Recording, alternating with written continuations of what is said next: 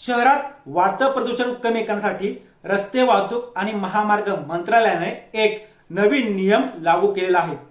ओला, Uber, Rapido अशा ज्या कंपन्या आहेत किंवा राईड हेलिंग प्लॅटफॉर्मवर चालणारी जी काही वाहनं आहेत, अशा सगळ्या वाहनांना आता त्या वाहनाच्या म्हणजेच गाडीच्या रजिस्ट्रेशनच्या तारखेपासून फक्त 8च वर्ष चालण्याची परवानगी असेल। त्यानंतर त्या गाडीची कंडिशन कितीही चांगली असली तरी तिची एक्सपायरी संपली असंच समजलं जाणार। 8 वर्षांचा हा नवीन नियम देशभरात लागू असेल आणि सध्या ॲग्रिगेटर ॲप्स अंतर्गत जे लोक जुन्या गाड्या चालवत आहेत अशा हजारो चालक व्यावसायिकांवर याचा मोठा परिणाम होईल।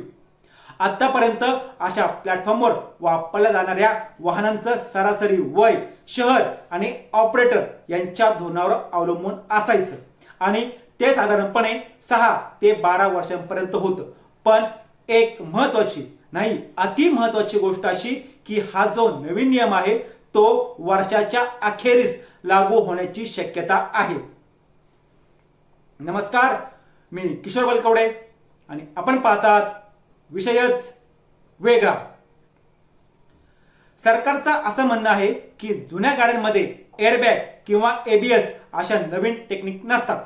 तसंच गाड्यांचं रनिंग जास्त झाल्यानंतर त्यांना फ्युएल म्हणजे पेट्रोल डिझेल जास्त लागतं, त्यामुळं ॲव्हरेज कमी मिळतो आणि प्रदूषण पण जास्त होतं। त्यासोबतच काही कस्टमरनी कंपन्यांकडे गाडी खराब आहे किंवा गाडीचा आवाज जास्त येत असेल तर वारंवार अनेक तक्रारी केल्या आहेत।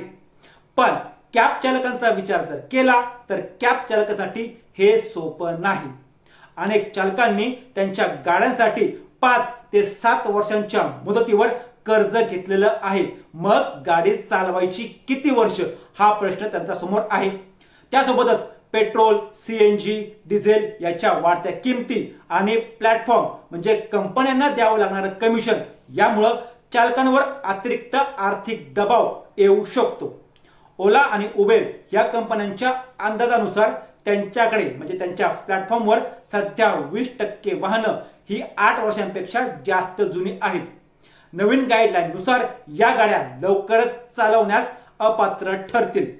काही ड्रायव्हर पार्टनरचं असं म्हणणं आहे की या नवीन नियमाला ऑप्शन म्हणून फ्लीट मॅनेजमेंट कंपन्या ज्या आहेत त्या कंपन्या ड्रायव्हर्सना भाड्यावर गाड्या देतात किंवा ज्यांना नवीन कार खरेदी करणं परवडत नाही ते लोक या फ्लीट मॅनेजमेंटच्या गाड्या वापरतात। त्यांच्यासाठी या कंपन्या महत्त्वाची भूमिका बजावू शकतात। यामुळे वैयक्तिक ड्रायव्हर्सवरील भार कमी होऊ शकतो। या नियमामुळे इलेक्ट्रिक व्हेकल्सचा वापर वाढण्याची शक्यता सुद्धा आहे। अनेक ड्रायव्हर्सना जुन्या पेट्रोल किंवा डिझेलवर ज्या गाड्या चालतात त्या कार बदलण्यास भाग पाडलं जात असल्यानं सध्या इलेक्ट्रिक कार हा एक पर्याय बनू शकतो। ग्राहकांसाठी या नियमामुळे काही प्रमाणात किंवा काही अंशी त्यांचा कॅब प्रवास जो आहे तो नवीन वाहनामध्ये नक्कीच होईल। पण ड्रायव्हरसाठी विशेषतः ज्यांच्या कर्जाची मुदत संपण्याच्या जवळ आली आहे त्यांच्यासाठी हा निर्णय अचानक ओझं ठरू शकतो। असेच रोजच्या रोज नवनवीन व्हिडिओ पाहण्यासाठी आमच्या चॅनलला सबस्क्राईब करून व्हिडिओला लाईक करायला विसरू नका।